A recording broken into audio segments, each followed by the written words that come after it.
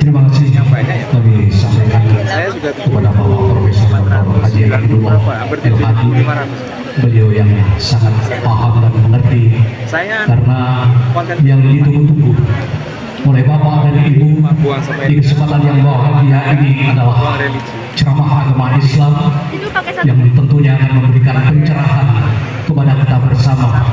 Kita sambut beliau yang terhormat Bapak Profesor Dr. Haji Muhammad Diri Samsudin MA. Kami silakan.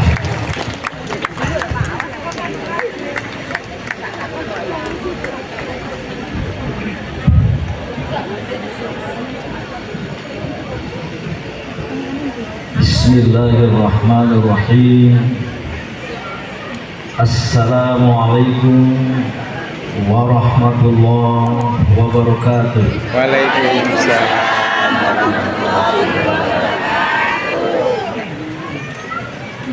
Alhamdulillahilladzi allafa baina qulubina fa asbahna bi ni'matihi ikhwana. Asyhadu an la ilaha illallah wahdahu la syarika lah. Alladzi amarna bil i'tifami bihablihi jami'a. Tapi nanti ini pergi ya. Asyhadu anna Itu hanya Muhammadan operasional itu. Ya. abduhu wa rasuluh. Alladzi nahana 'anil infisali fi dinina. Shalawatullahi alaihi wa ala alihi wa ashabihi wa man ittaba'a hidayah. Yang saya muliakan para sesepuh dan bini sepuh Muhammadiyah dan Aisyah, baik cabang Wuhan maupun daerah Jember. Walaupun saya lihat dari mimbar ini belum ada yang sepuh. Yang kita hormati tamu kehormatan Muhammadiyah, bapak-bapak muspika yang berhadir, luar biasa lengkap dengan seragamnya masing-masing. Pimpinan daerah Muhammadiyah Jember, Ketua Profesor Dr. Aminullah El-Hadi, beliau ini sepadepokan dengan saya, sama-sama alumni Gontor. Walaupun saya lebih awal 5 tahun, tamat tahun 75, beliau tahun 80. Dan juga anggota PDM yang berhadir, serta Ketua Pimpinan Daerah Aisyah Jember, Ibu Fitratul Munfaridah, yang mana ya? Dan anggota PDA yang berhadir, kemudian khususnya Sohibul Bait, pimpinan cabang Muhammadiyah Wuluhan, tadi dipanggil Mas Muhammad Arifin Haji, dan juga pimpinan cabang Aisyah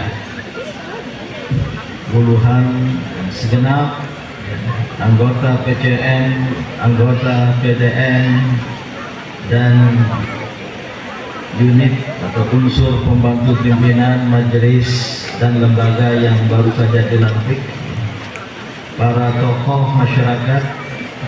Mohon maaf saya tidak bisa menyebut namanya satu persatu karena memang belum tahu namanya. Ringkasnya hadirin dan hadirat, semoga kita semua dirahmati Allah Subhanahu wa taala. Posisi Sini aja. Saya amati di Pak Kapolsek, di acara Muhammadiyah, kalau saya berbicara selalu dikawal oleh Kokam yang berada di belakang saya. Itu orang ya. Tapi saya berharap jangan sampai terjadi seperti pernah terjadi di cabang lain. Saya ceramah, kokamnya pingsan. Usut punya usut, ternyata izin saya bertanya pada kokam yang mendampingi saya, mohon agak maju di jangan terlalu dekat. Ada jamaah. Apakah saudara sudah sarapan? Pantas perutnya buncit. Apakah saudara siap mengawal saya berceramah selama 2 jam? Siap. Oleh karena itu jangan diganti. Boleh mundur dikit. Istirahat di tempat, gerak. Gantian saya yang jadi komandan. Saya sungguh bersyukur kehadirat Allah Subhanahu wa Ta'ala dan berbahagia dapat hadir di Jember, khususnya di Kecamatan Wuhan. Saya diberitahu tadi ternyata tahun 2007 saya pernah hadir di Wuhan secara in absentia, yaitu menandatangani prasasti masjid di kompleks ini. Masjid sana ya? Tolong dibuktikan nanti apakah yang menandatangani saya, karena waktu itu teringat ada peresmian amal usaha dan lembaga Muhammadiyah secara massal, termasuk prasastinya dibawa, walaupun saya tidak hadir. Dikasih kepala. Kenapa mau diganti kokamnya? Nggak usah. Saya sensi. Kalau ada yang mengantar minuman, itu pertanda jangan lama-lama. Gitu.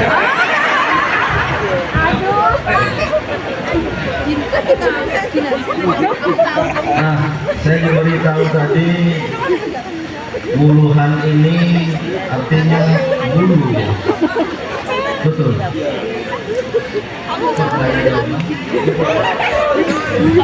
Karena saya menduga-duga di sini banyak ulat bulu. Kalau tidak banyak rambutan. Karena rambut dan bulu artinya sama. Saya berbangga bahwa dari kompleks ini telah melahirkan tokoh-tokoh, khususnya tokoh Persyarikatan Muhammadiyah, seorang cendekiawan Indonesia dan pernah menjadi sekretaris pimpinan pusat Muhammadiyah tahun 2000 hingga 2005, yaitu sahabat baik saya Profesor Dr. Abdul Munir Mulkan. Kira ada keluarganya ya. Tadi katanya menyumbang nasi kotak untuk sarapan di mobil. Sayang saya sudah sarapan di pesawat, sehingga belum sempat makan. Kalau boleh nanti saya bawa pulang ke Jakarta saja. Beliau menyampaikan salam takzim kepada segenap keluarga besar Muhammadiyah. Ingin sekali hadir bersama pada hari ini, namun sudah terikat dengan kegiatan lain. Begitu Mas Muhammad Arifin Hadi mengirim WA kepada saya. Ini saya bilangnya via WA saja. Suratnya datang belakangan ya. Agar saya bisa hadir, saya langsung menyatakan siap. Seperti program tadi itu. Insya Allah. Bukan apa-apa, yang mengundangnya ketua pimpinan cabang.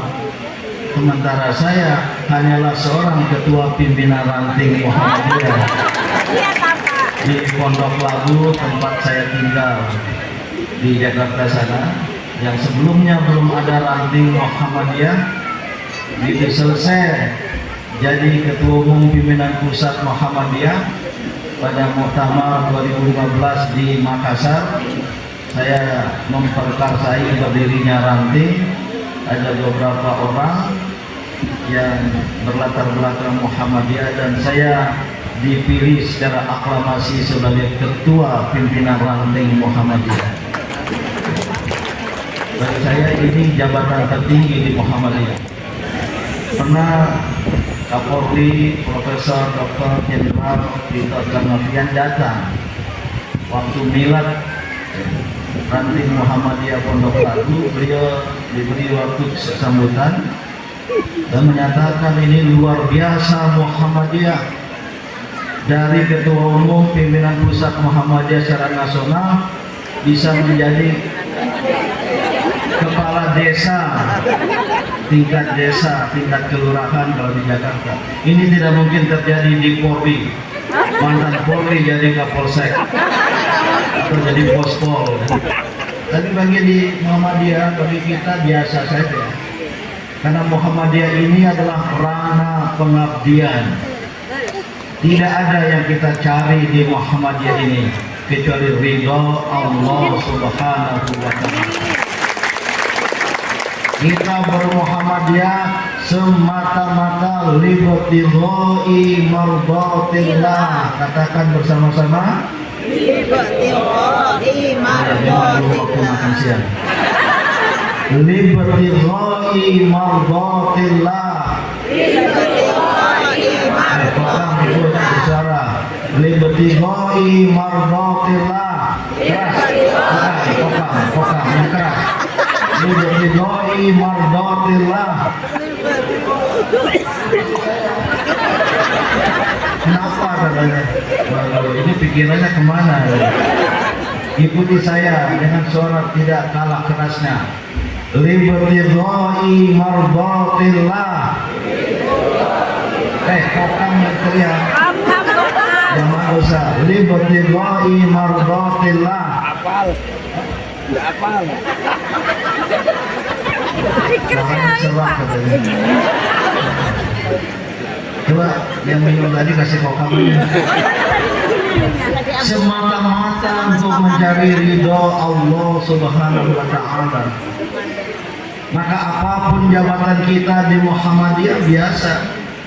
Jadi ketua PCM, ketua PCA, PDM, PDA, atau di majelis lembaga, atau di wilayah, bahkan pimpinan pusat, itu sama nilainya di hadapan Allah Subhanahu wa Ta'ala kalau kita aktif mengabdi di Muhammadiyah dengan penuh keikhlasan dan semata-mata libtighai mardatillah, mencari ridha Allah Subhanahu wa Ta'ala.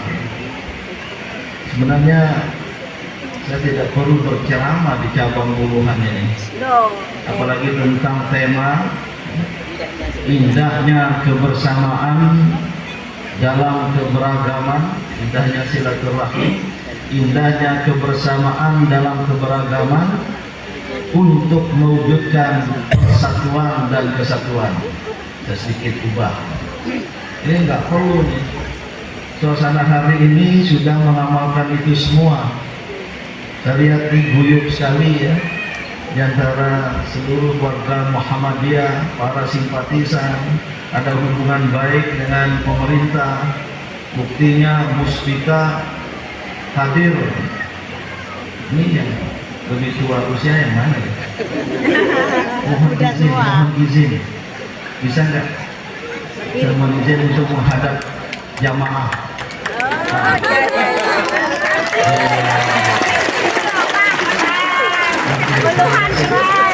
Ini yang sebelah kanan Pak Camat. Alhamdulillah masih ABG ya. Ya, inilah keindahan silaturahmi. Sebenarnya Pak Arifin, silaturahmi nggak salah, silaturahmi jadi bahasa Indonesia. Kalau bahasa Arab yang tadi dibacakan hadisnya silaturahim, silaturahim fal yasil rahimahu, maka hendaklah menjalin silaturahim. Kalau silaturahmi dari bahasa Arab ar-rahmu, itu dalam kamus agak negatif itu.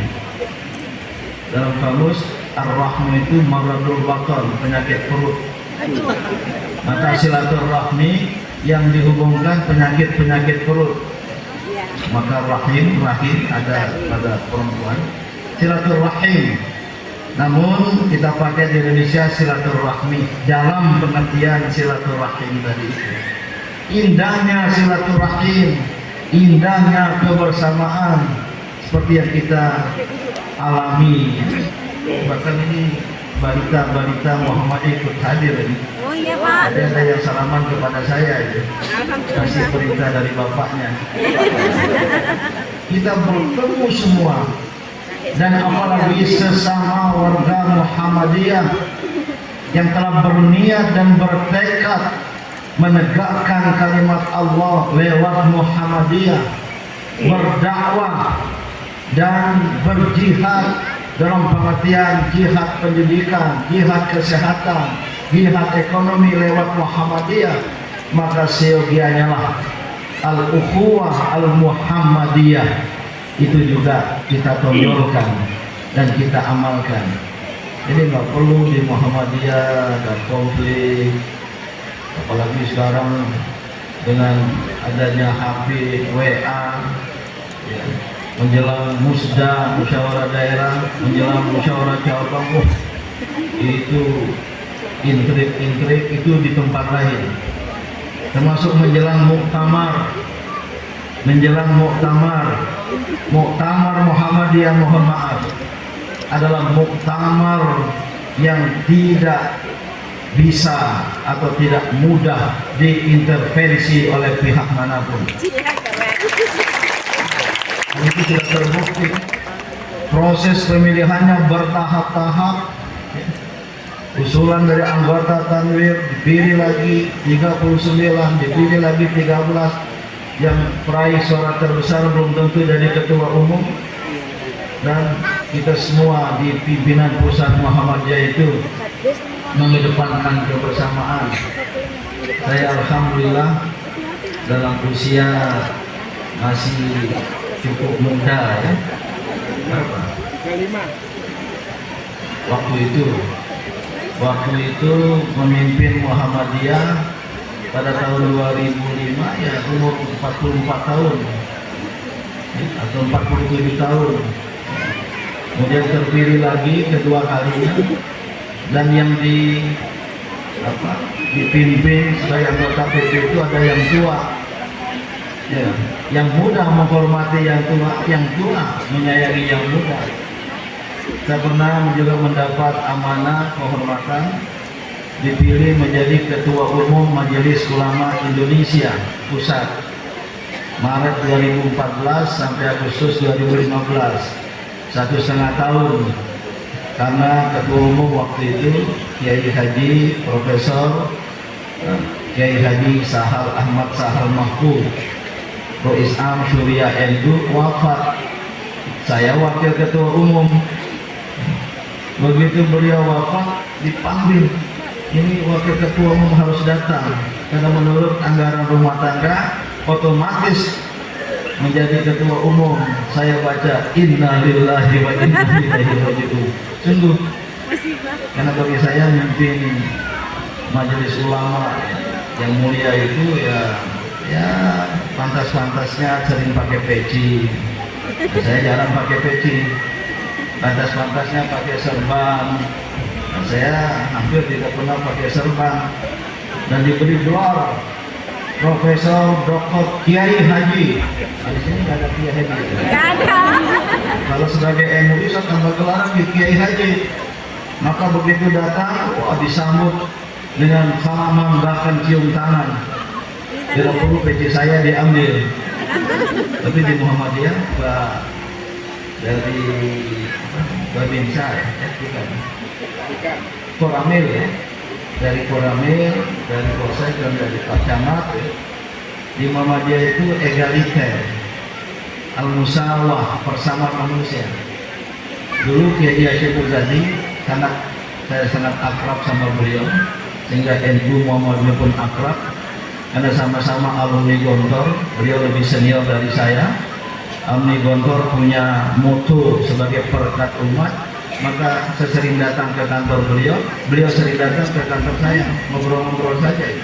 Sampai pada dialog, Pak Yai ke daerah-daerah gimana, disambut, berebut cium tangan.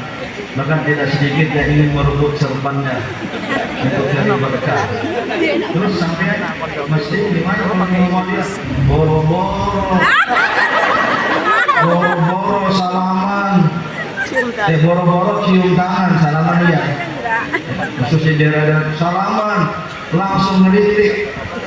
Apa itu Pak Ketua Umum pernyataannya seperti itu? Ini tahun berapa itu? Datang saya. Kenapa Ketua Umum, kenapa rokok diharamkan? Ahli hisab biasa. Jadi nyuwada itu al-misal ibu-ibu Aisyah. Banyak yang manggil saya Mas. Dulu waktu saya jadi Duren, setelah wafat istri, saya datang ke daerah-daerah PDA. Mana itu PDA? Masjid boleh khususin enggak? Khusus itu pertemuan khusus. Dimasukkan dalam kamar ada 45 ibu Aisyah. Mohon maaf masjid, kami sudah berusaha keras. Kami menemukan seseorang yang cocok untuk menampingi masjid. Pak Amin Allah. Dalam berapa bulan terkumpul 29 orang. Dia foto, dia latar belakangnya itu. Itulah di Muhammadiyah. Nah, oleh karena itu kebersamaan ini sangat penting. Ini yang menjadi masalah umat Islam di Indonesia. Ini yang menjadi masalah bangsa Indonesia. Umat Islam di Indonesia yang jumlahnya besar sekali, 88% dari sekitar 270 juta penduduk Indonesia. Tolong mubalik, jangan dikurang-kurangi, tapi juga jangan dimaaf. 88% sensus terakhir, sekitar 240-an juta pemeluk Islam di Indonesia. Jauh lebih besar dari seluruh pemeluk Islam di negara-negara Arab. Itu terdapat di Indonesia. Maka Indonesia menjadi negeri dengan mayoritas penduduk beragama Islam di dunia. Walaupun saya baca hasil survei lembaga di Amerika Serikat tahun 2050 yang paling besar penduduk muslimnya adalah India. India 270 juta, Indonesia naik paling 250 juta.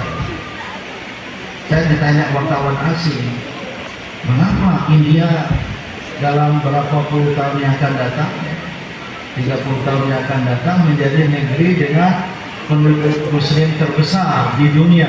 Indonesia nomor 2. Saya nggak sempat meneliti itu. Langsung aja spontan, mungkin di sana poligami gampang. Di Indonesia gimana poligami? Susah-susah gampang. Apalagi di Muhammadiyah. Itu beda Muhammadiyah dengan organisasi lain. Ibu-ibu Aisyah, nggak usah khawatir dengan lelaki Muhammadiyah. Lelaki Muhammadiyah itu minal khaifin. Dalam bahasa Arab termasuk penakut. Kalau lawan minal khaifin minas syadi'in, pemberani. Pemberani itu penjelasan bahasa Arabnya lahum iradah, mereka memiliki keinginan, walahum qudrah liqamatil iradah, mereka memiliki kemampuan untuk menegakkan keinginannya. Itu pemberani. Ini yang Muhammadiyah ini minal khaifin. Saya wajah ketua PJ yang buruhan, dia tuh senyum-senyum seperti itu karena penakut. Istrinya ada di sini ya. Siapa minal khaifin? Siapa yang penakut? Lahum iradah walaysat lahum syaja'ah. Mereka punya keinginan tapi tidak punya keberanian. Jadi, tapi itu saya kira bagusnya Muhammadiyah. Bukan kita tidak mengamalkan surat An-Nisa ayat 3, tapi kita menjadi suami-suami yang amanah dan menjauhkan diri, apalagi tidak bisa berbuat adil. Ini kok jadi ngomong ke arah sana ya? Bilang saya di kontak dengannya. Nah, umat Islam di Indonesia bahkan di dunia menghadapi masalah akut ya.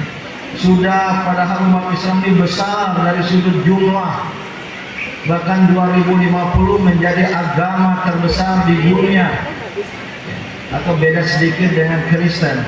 Sekarang sudah sekitar 25% penduduk dunia adalah Muslim, punya sumber daya alam yang kaya raya. Negara-negara dan negeri Muslim ditakdirkan oleh Allah mempunyai sumber daya alam yang kaya raya. Nih, saya dengar Banyuwangi Jember ini punya tambang yang besar juga ya. Mungkin salah satu bagian dari Indonesia. Umat Islam di dunia ini memiliki sumber daya nilai, sumber daya manusia, sumber daya alam, sumber daya nilai. Sumber daya nilai dalam arti bahwa kita punya Islam yang menggerakkan hidup, kita punya Islam yang menggerakkan kemajuan, seharusnya sudah tampil sebagai pemegang supremasi peradaban dunia. Tapi sekarang belum menjadi kenyataan. 2-3 hari lalu saya baru pulang dari Rusia.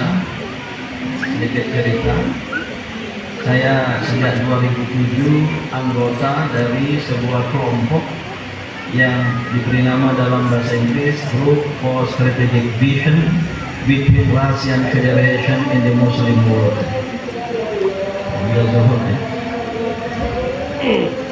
Kita hayati adzan terlebih dahulu. Boleh tadi menjadi anggota mewakili mungkin dari Asia tidak terlalu banyak. Pada pertemuan yang kesekian di Kazan, ibu kota Republik Tatarstan kemarin, itu hadir ya, banyak tokoh-tokoh Islam dunia, ulama, cendekiawan Muslim, dan kita berbicara tentang persatuan umat Islam yang sebenarnya sudah sering sekali dibahas. Pernah dibahas di Kairo agak tahun 2009. Hanya 30 ulama, sebagian besar mufti dan cendekiawan Muslim oleh Jum'iyatul Da'wah Al-Islamiyah Al-Alamiyah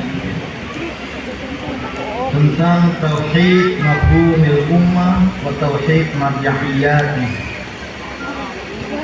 tentang penyatuan konsep keumatan dan apa rujukan.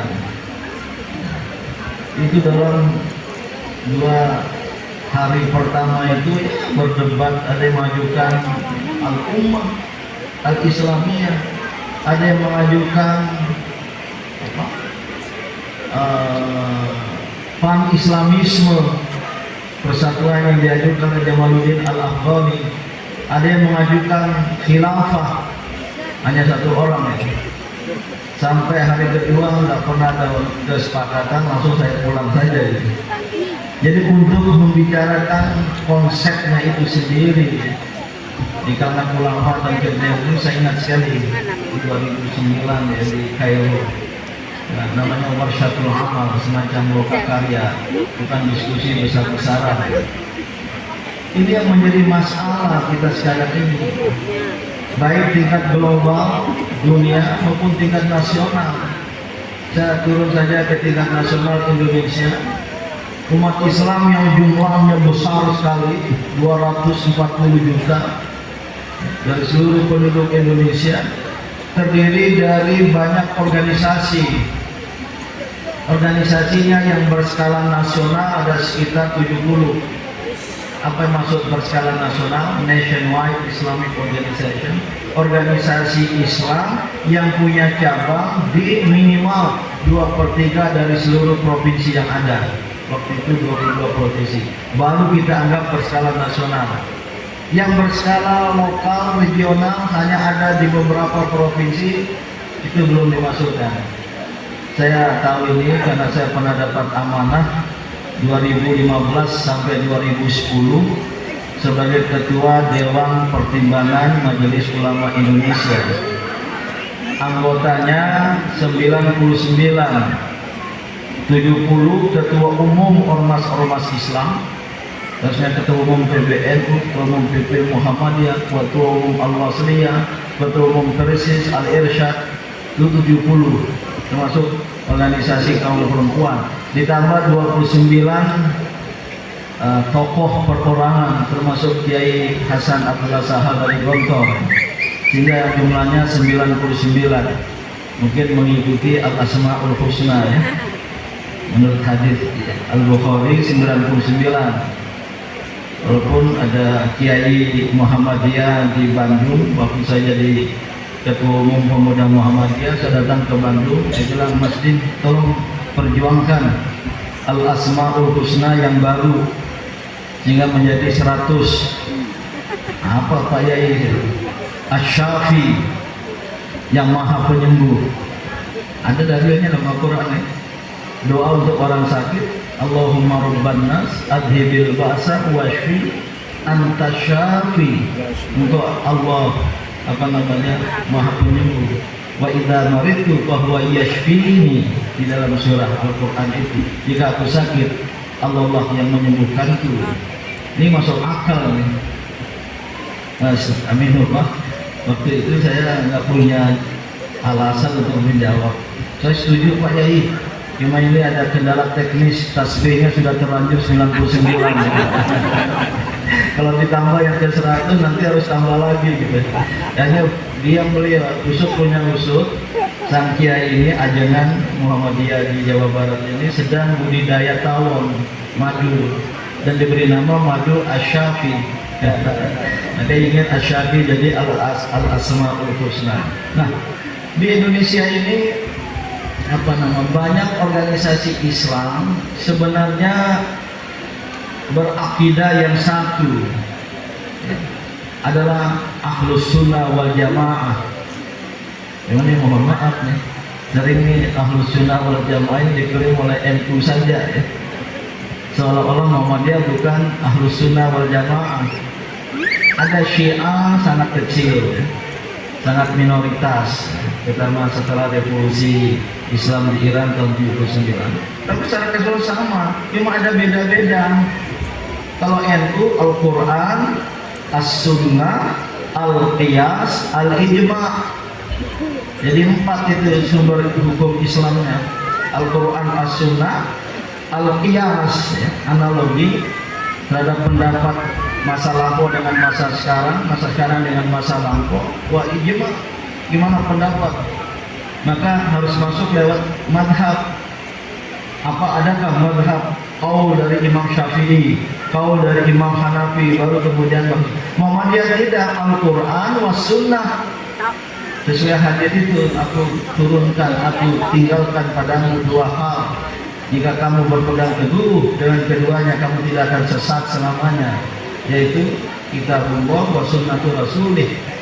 Namun menggunakan semacam ijtihad, bukan tidak memperhatikan pendapat-pendapat imam madhab.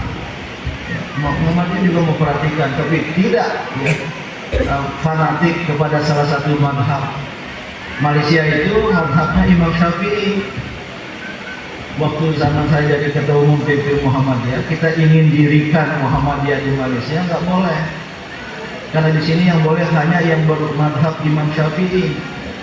Dan ketemu dengan ulama dari persekutuan.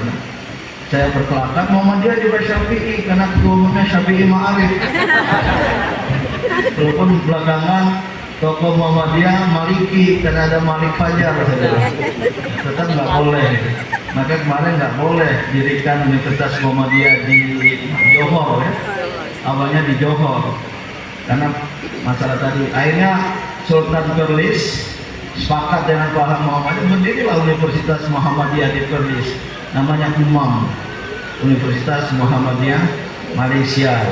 Nah, kembali pada dasarnya sama, Al-Quran yang sama, kiblat yang sama. Jadi perbedaan itu hanya pada masalah furu'iyah. Apakah baca doa kunut dalam sholat subuh atau tidak?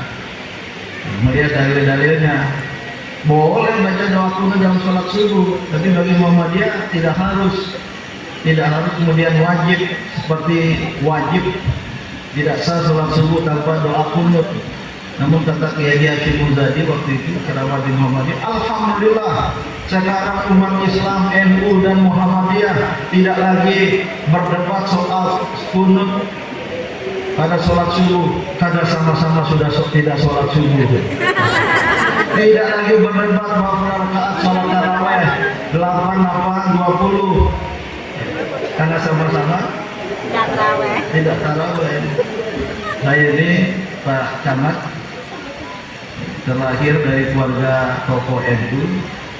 Bapak saya sekretaris NU tingkat cabang Kabupaten Sumbawa. Maka saya disekolahkan di sekolah NU Madrasah Ibtidaiyah, Madrasah Tsanawiyah. Kelas 2 Madrasah Tsanawiyah saya jadi ketua pelajar, merangkap ketua Ikatan Pelajar NU di Sumbawa. Begini ketua IPNU loh. Maka sering saya berselawat waktu kecil di NU, waktu dewasa di Muhammadiyah, insya Allah kalau meninggal masuk surga. Amin. Ini masalah adik-adik PP IPNU, Ikatan Pelajar NU Pimpinan Pusat, Bang Din, boleh dong jadi Sohibul Bait buka puasa bersama PP IPNU, PP IPPNU Putra Putri dan alumni tingkat pusat. Oh boleh, 100 orang lebih di rumah dulu.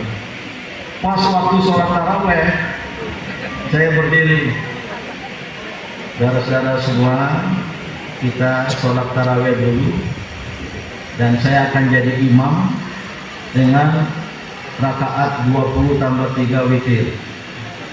Usah bang, kita sholat taraweh 11 rakaat saja. Tidak, khusus malam ini saya mau sholat menjadi imam sholat taraweh 23 tambah witir. Akhirnya Pak Kapolsek diputuskan tuh kita nggak usah taraweh, kita tadarus budaya saja. Nanti kita sholat taraweh di rumah masing-masing. Itu yang jadi keputusan. Begitu tadarus budaya 2 jam, pulang ke rumah saya yakin nggak ada yang sholat taraweh. Nggak ada lagi. Oleh karena itu, ya, Muhammadiyah dan ormas-ormas Islam harus memastikan diri sebagai ummatan wasatah. Al-Quran menyerukan pada kita, wa kadzalika ja'alnakum ummatan wasatah. Dan dengan demikian kami jadikan kamu semua umat Islam sebagai ummatan wasatah, umat yang mengamalkan wasatiyah, umat yang mengamalkan wasatiyatul Islam. Ya, litakunu syuhada 'alan nas, agar kamu memberi saksi pada seluruh manusia bahwa kamu semua adalah ummatan wasatah. Wa yakuna rasulu 'alaikum syahida. Karena ingat, Rasul akan menjadi saksi pada kamu. Dalam arti, apakah betul-betul kamu umat Islam bisa menjadi ummatan wasatah atau tidak? Ini alhamdulillah sudah agak reda ya. Hubungan NU Muhammadiyah atau ormas Islam ya, kayak bis kota di Jakarta itu, sesama bis kota tidak boleh saling mendahului. Jadi tidak ada beda lagi, paling sekali-kali beda Idul Fitri. Jadi nggak bisa diselesaikan Idul Fitri. 2007 sebagai promo PP Muhammadiyah saya ambil prakarsa mengadakan simposium internasional At-Taqwim Al-Islami Al-Alami, Global Islamic Calendar, untuk menyatukan kalender secara global itu. Ya juga nggak bisa ada kesepakatan. Ya sama-sama punya hadis. Awal hadisnya sama, sumu li ru'yatihi wa afiru li ru'yatihi. Berpuasalah karena ru'yat dan berbukalah karena ru'yat. Cuma yang satu berpegang pada hadis yang ujungnya berbunyi fa in gumma alaikum fa akmilu iddata sya'ban 30. Jika tidak bisa dilihat, baik karena tertutup mendung, maka sempurnakanlah bulan Sya'ban 30 hari. Karena bulan Qamariah, bulan Arab itu rata-rata 29 lebih sedikit. Rasul selama hidupnya 7 kali berpuasa 29 hari. Ramadannya hanya 2 kali yang 30. Nah, oleh Muhammadiyah hadisnya sama ujungnya, sumu li ru'yati wa aftiru li ru'yati fa in gumma alaikum, kalau tidak bisa dilihat faqdurulah, perkirakanlah. Ini gara-gara 2 hadis ini nggak ketemu nih. Nama dalam bahasa Inggris, seeing is believing, meyakini sesuatu dengan melihatnya. Din Syamsuddin sedang berada di Wuruha, nggak percaya kalau nggak melihat sendiri. Oh iya betul, setelah datang ke tempat ini. Tapi yang satu, knowing is believing, meyakini sesuatu dengan mengetahuinya. Saya tahu Din Syamsuddin ada di Wuruha karena saya lihat ada spanduk, karena saya lihat ada berita mungkin dari PCN. Walaupun saya tidak datang, saya percaya, meyakini sesuatu dengan mengetahuinya. Maka kata Syekh Dr. Yusuf Al-Qaradawi, ulama besar dunia yang baru wafat beberapa waktu lalu, datang ke PP Muhammadiyah. Saya terima, ikut mendampingi saya almarhum Profesor Dr. Yunahar Ilyas. Pak Yunahar bertanya dalam bahasa Arab, artinya, Syekh, mana yang lebih kuat, hisab atau ru'yat? Ini bukan saya yang bertanya. Jawaban Syekh Al-Qaradawi, ru'yat itu zonni, hisab itu qat'i. Ru'yat melihat, zonni juga lihat aja gunung. Ya, tadi saya lihat dari pesawat. Saya sebenarnya nggak tidur tadi malam, tertidur di pesawat. Begitu dekat mendarat, saya coba buka jendela. Wah, gunungnya banyak ini ya. Semeru, Ardina, apa lagi gunungnya? Itu dari jauh warnanya biru. Itu ru'yat, biru. Tapi kalau secara ilmu pengetahuan hijau, karena pohon-pohon itu hijau. Maka sebenarnya sama-sama ru'yat. Ya. Ini walaupun ini sudah terlambat menjelaskan yang harusnya kemarin ya. Tapi kalau terjadi lagi, ini dua hal mungkin bakal terulang lagi ya. Pendapat saya sama-sama ru'yat berdasarkan hadis itu. Cuma yang pertama ar-ru'yah bil aini, dengan mata indrawi, ayin ya, bahasa Inggrisnya. Yang satu ar-ru'yah bil aqli, melihat dengan mata pikiran.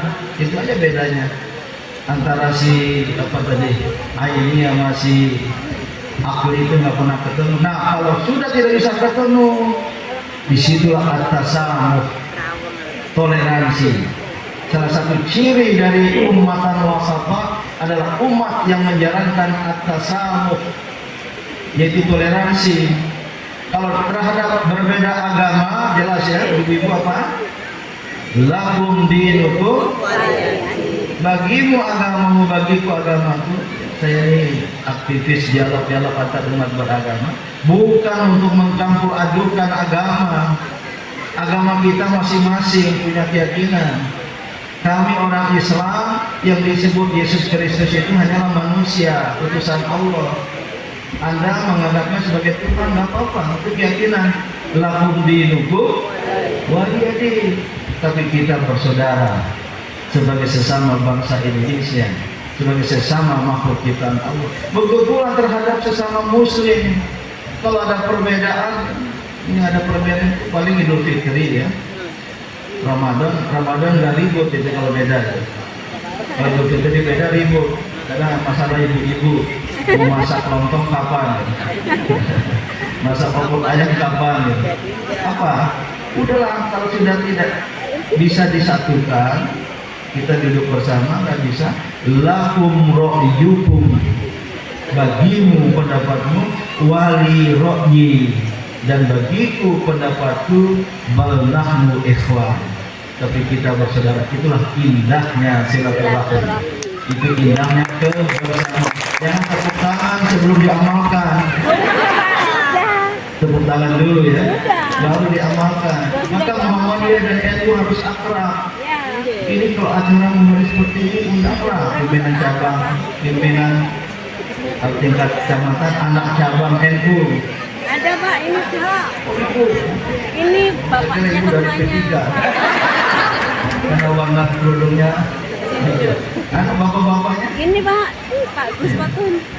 Bapak saya dulu sekretaris PCNU pimpinan cabang di kabupaten, saya ketua IPNU.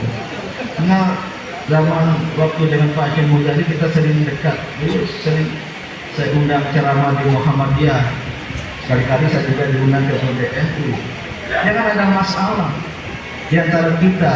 Saya berharap Muhammadiyah, NU, dua organisasi Islam terbesar di Indonesia dan di dunia. Kata Pak Hashim Muzadi, baikkan sepasang sandal atau sepatu. Sandal ya, harus dipakai kiri dan kanan, jangan pakai kanan saja, lucu, jangan pakai kiri saja, lucu. Maka keduanya, kalau Cak Nur, Nurholis Majid, NU Muhammadiyah bagikan dua baling-baling dari pesawat. Kalau salah satunya mati, pesawatnya akan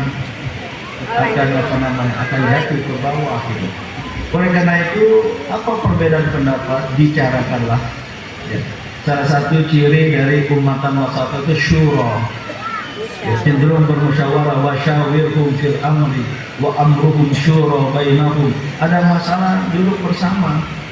Kalau sudah tidak, ya sudah. Bagimu pendapatmu karena ada dalilnya masing-masing, tapi kita bersaudara. Itu yang paling penting, bersaudaranya itu.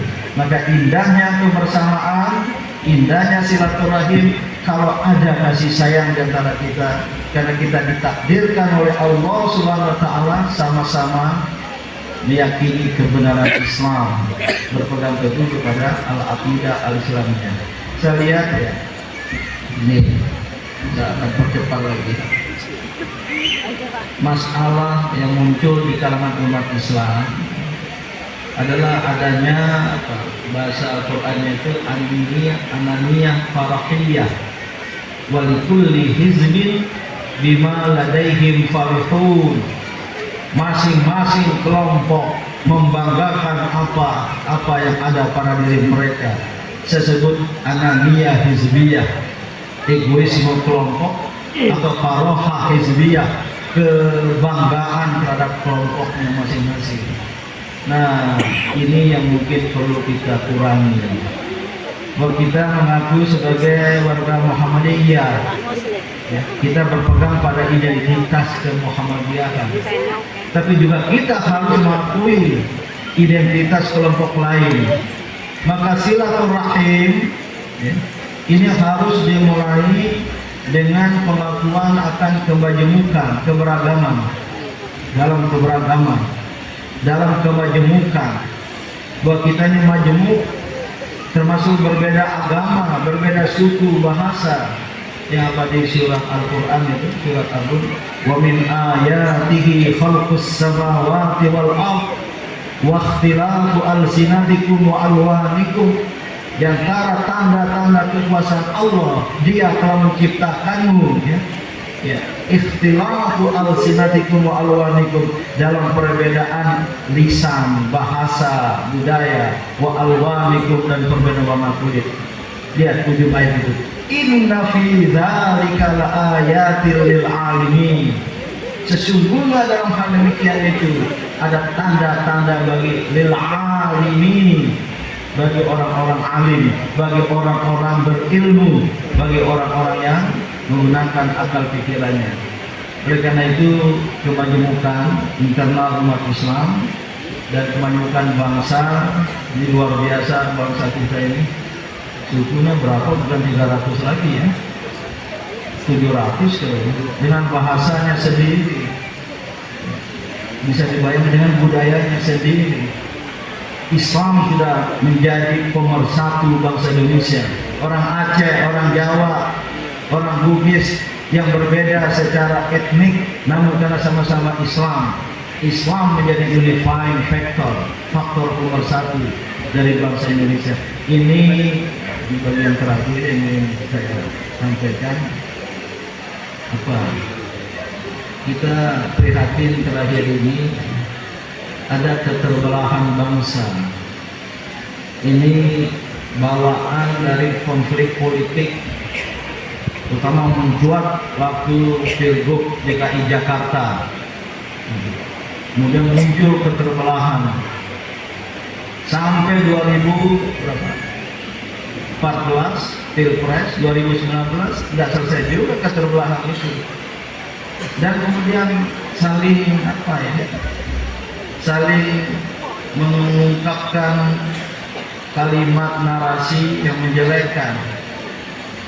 Saya mohon maaf Pak Kapolsek, karena pengetahuan saya soal radikalisme sampai terorisme itu ada pengaruh dari Amerika Serikat. Saya bisa pertanggungjawabkan, tapi waktu tidak ini. Ada bukti-buktinya. Maka sekarang karena sumbernya di sana sudah mengalami defisit keuangan, Jadi nggak begitu kuat. nah itu sendiri mereka yang mendanai ISIS. Waktu Pilpres Amerika dari Clinton sama siapa waktu itu, Donald Trump, saling tuduh menuduh, dan ada pengakuan mereka yang membiayai ISIS. Punya ini keyakinan saya belum bisa diubah keyakinan saya kalau masalah radikalisme yang dikaitkan dengan umat Islam itu tidak ada keterlibatan pihak lain. Saya belum yakin. Nah, oleh karena itu seharusnya kita bangsa Indonesia waktu itu sebagai Sekretaris Umum MUI dengan Mabes Polri Pak Komjen Jamris ya, dia bidang intelijen datang ke PP Muhammad, kita akan bantu Polri, bantu pemerintah, tapi jangan kaitkan terorisme dengan Islam. Kesalahan Amerika mengaitkan dengan Islam. Ya, padahal Osama bin Laden CS itu bidang Amerika untuk mengusir Uni Soviet dari Afghanistan tahun 1980.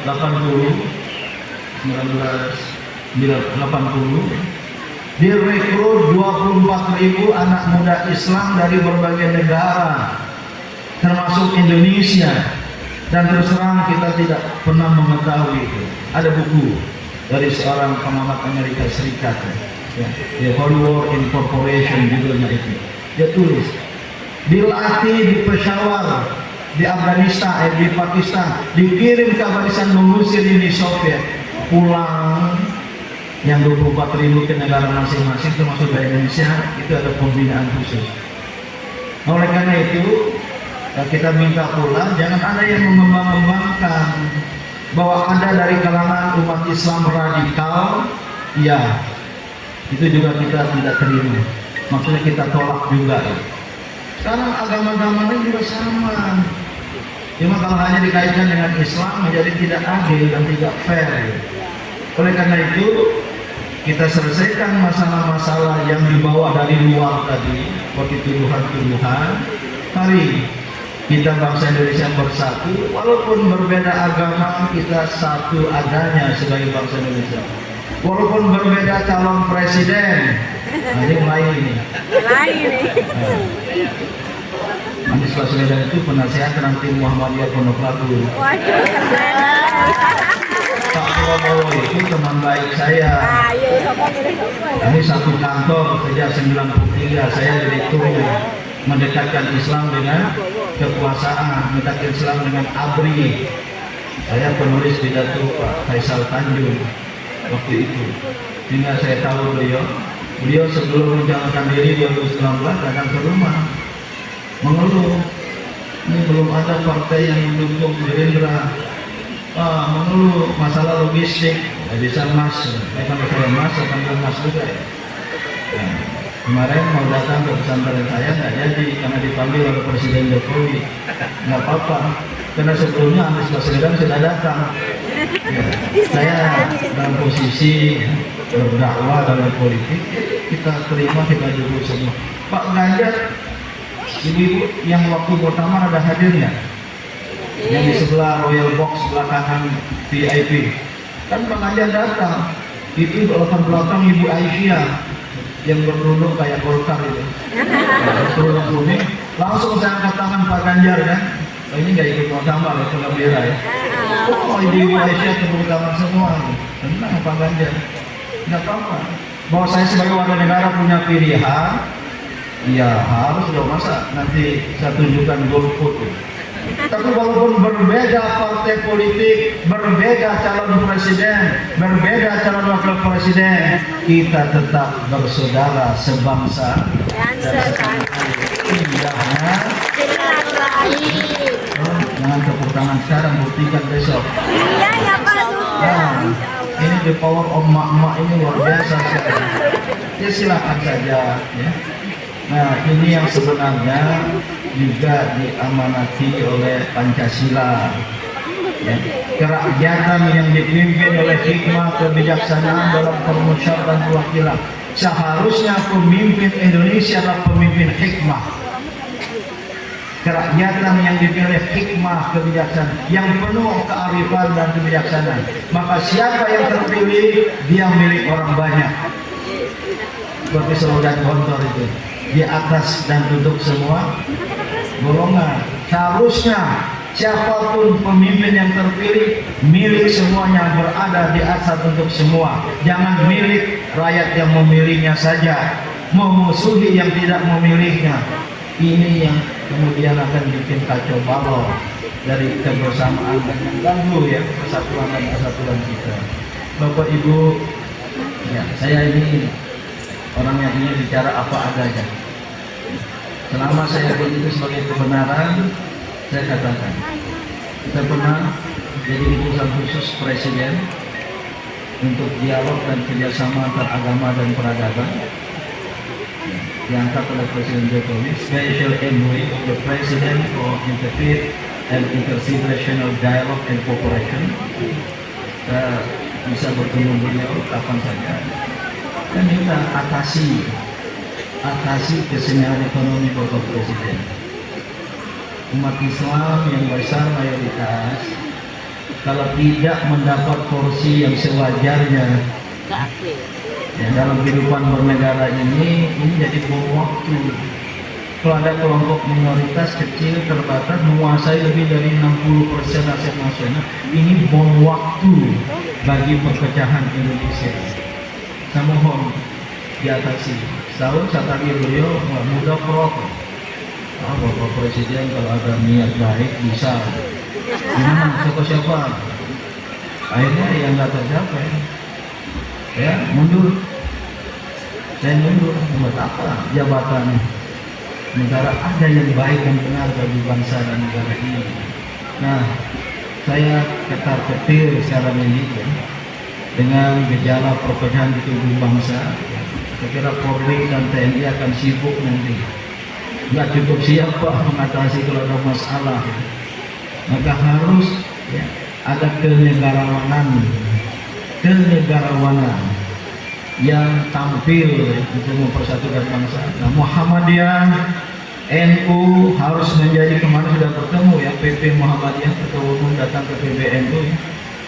Gambarnya indahnya kebersamaan. Maka itu harus dinyatakan sampai ke bawah, sampai ke istilahnya akar rumput.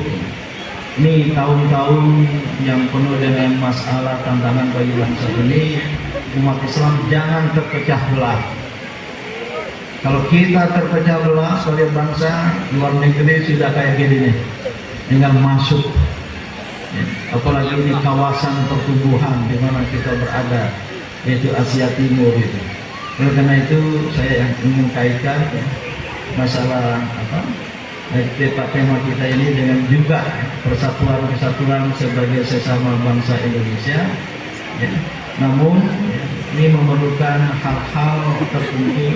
Biarlah elit yang membahasnya, tapi di bawah juga kemudian mendukung, atau kadang-kadang di bawah lebih siap, lebih membuktikan. Maka PTN ya, ini ketuanya lagi gimana ya? Lagi nyiapin makan siang ya. Kapan-kapan pengajian bersama dengan NU gitu ya. Ya, atau udahlah jangan Muhammadiyah, Aisyah aja dengan Muslimat NU. Wah, pengajian bersama, sekali di Muhammadiyah, sekali di NU. Indahnya kebersamaan. Sambung nggak? Undang saya sebagai pembicara. Saya akan datang. Ya. tapi dibagi rata. Kalau sini jangan Berbaur, nanti Pak. memblok, di sini kuning, di sana hijau. Gabung, gabung. Sehingga kelihatannya dari podium ini apa? Bukan warna-warni, hijau kuning. Jangan kamu itu yang bisa ya. Gimana Prof Aminullah tingkat Jember? Oh saya pernah mencoba itu, tapi pemuda Muhammadiyah GP Ansor, ya nggak berjalan lama. Oleh karena itu umat Islam perlu dalam tahun-tahun dan waktu-waktu yang penuh tantangan ini menjaga persatuan, kebersamaan. Ayat NU itu Ali Imran 103. Wa'tasimu bihablillahi jami'a. Ayat favorit Muhammadiyah 104. Wal takum minkum, jadi berdekatan dua ayatnya. Tadi yang dibaca itu ya. Punya di forum Muhammadiyah. Ini kasih wal takum minkum. Betul wal takum minkum. Terjadi diambil dari 102. Ya ladin amanu haqqa tuqatih. 103 wa'tasimu bihablillahi jami'an. Berhenti di situ, wal takumnya nggak ikut. Saking semangatnya koridor yang membaca. Sekira ini urun untuk saya. Terima kasih atas perhatiannya. Mohon maaf, saya tahu tadi waktu sudah masuk waktu sholat, tapi jauh-jauh datang dari Jakarta ini. Saya kalau bicara singkat, ini lebih sebagai PR bagi kita semua. Maka yang terpenting setelah apa ini? Qabrul akbar. Nggak tahu apa maksud akbar. Ya, pengajian hari ini yang paling penting, kalau itu sebagai kebenaran dari Al-Quran Al-Hadis, mari kita camkan dan kita amalkan dalam kehidupan nyata. Terima kasih pada Kokam, saya tidak jadi 2 jam karena saya tahu suara Anda tadi katanya bersarak-sarak. Ini jabatannya apa di Kokam? Oh, provos. Provos, nggak kalah nih Polri nih, lihat aja tumisnya. Iya, saya kira demikian. Terima kasih, mohon maaf. Wabillahi taufiq wa hidayah. Nasrun minallah, fadlun qarib. Ikut. Nah ini, saya di MUI menganjurkan tolong kalau berbicara Muhammadiyah jangan pakai slogan Muhammadiyah, pakai slogan organisasi lain. Kalau yang selamanya dari NU jangan pakai wallahul muwaffiq terus. Nanti exchange gitu ya. Maka izinkan saya menutup ceramah saya ini dengan wallahul muwaffiq ila aqwamit thoriq. Wassalamualaikum warahmatullahi wabarakatuh.